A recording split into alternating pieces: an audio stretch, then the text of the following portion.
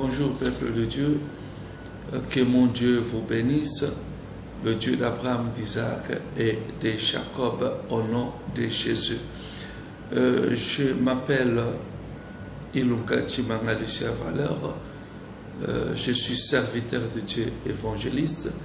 Aujourd'hui, j'aimerais partager avec vous un sujet intitulé la conversion. La conversion est définie dans la Bible comme étant l'abandon des idoles pour servir le Dieu vivant dans le livre des 1 Thessaloniciens 1, 9. Nous comprenons que nous ne pouvons pas dire que nous sommes convertis si nous demeurons avec les idoles. Nous ne pouvons pas dire que nous sommes convertis si nous ne servons pas l'Éternel. Ceci veut dire que tout enfant de Dieu converti doit abandonner les idoles et servir le Dieu vivant et vrai. Le monde des ténèbres, il n'y a que le mensonge, il n'y a que la mort, il n'y a que la séduction, il n'y a que la prostitution, il n'y a que l'impudicité, il n'y a que l'adultère. Et rien de cela ne glorifie l'Éternel. Nous devons abandonner cette vie-là de l'ivrognerie et venir à Dieu. Là où nous avons la paix, l'unité, la fidélité, la joie, là où il y a l'unité. Si nous ne sommes pas là où se trouve Dieu, nous devons savoir une seule chose, qu'il y a la mort. La mort est spirituelle qui peut aussi affecter le physique. C'est pour cela que nous devons quitter le monde des ténèbres pour venir dans le monde de notre Dieu, le royaume de joie.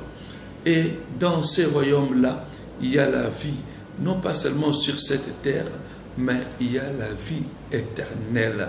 Une promesse de la vie éternelle, là où nous allons passer cette vie dans la nouvelle Jérusalem. Nous devons abandonner les péchés et nous devons servir notre Dieu. Si nous abandonnons seulement et nous ne servons pas, c'est que nous avions eu 50% dans notre conversion. Alors que Dieu, c'est un Dieu de totalité. Notre Dieu ne fait pas le 50%.